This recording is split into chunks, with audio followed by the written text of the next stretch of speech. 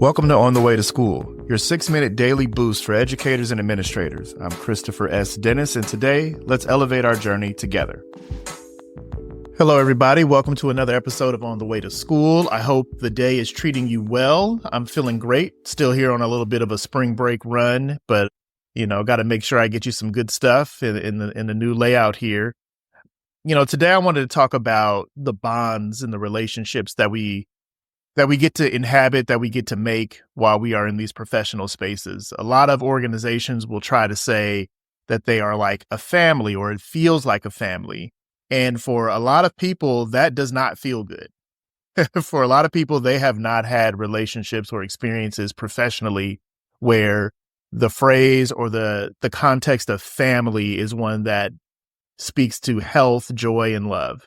Because number one, everybody's familial situation does not lend itself to that, or they may have such a deep connection to their family that the things that are happening in the professional or in the workplace are nowhere near any type of family they'd want to be a part of.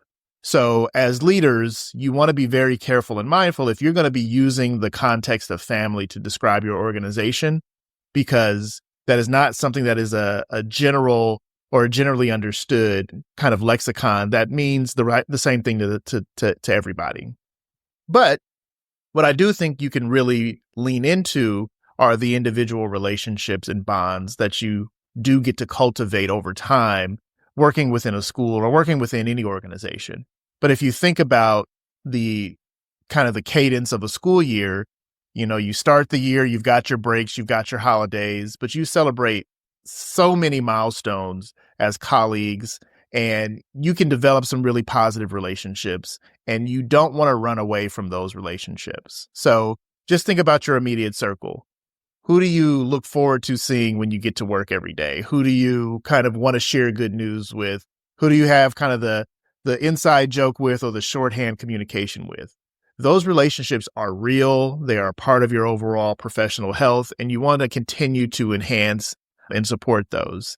I've got a buddy of mine who I worked with for 1 year, one single calendar year, and that was, goodness, what year is it? That was 11 years ago.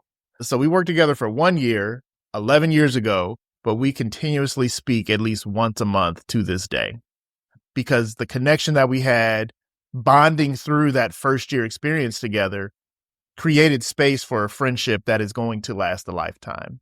So you want to make sure that you understand that your people are all around you, and you can really build those connections and relationships, but you do have to nurture them. And they aren't just contingent upon the fact that we work together or that we're here in this professional setting, and that's it. You want to be mindful of not just turning off relationships when you get home. It's okay to let them kind of take up space in your world, as long as they're mutual.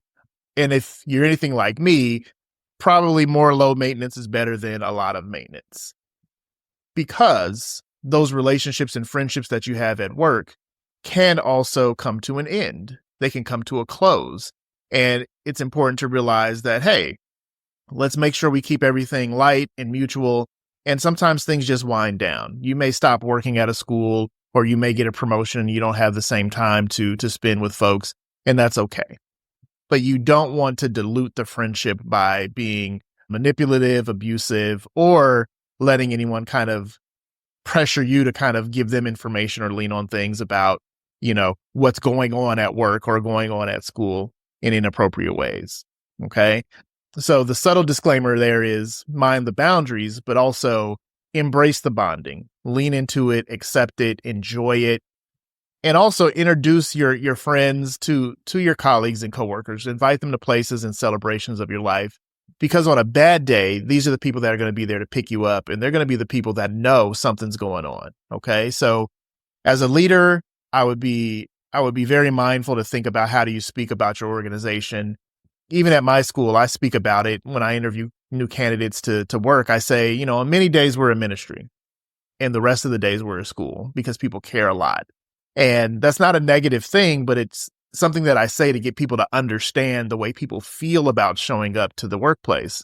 Now, it's also not saying that they need to feel the same way. It's basically letting them know the experience that they may be walking into And we can kind of unpack that a little bit if they don't understand what I mean by kind of this ministry experience. But that works for the context of explaining my school. So what's the context of your school? What's the space? What are the teams like? What are the relationships like with colleagues and departments? Because these are the pieces that are going to make some sense. So again, think about, how do you create these bonding experiences? How do you create these relationships that last, that overall support your overall work and improvement? So hopefully that's something helpful for you today on the way to school. Take care.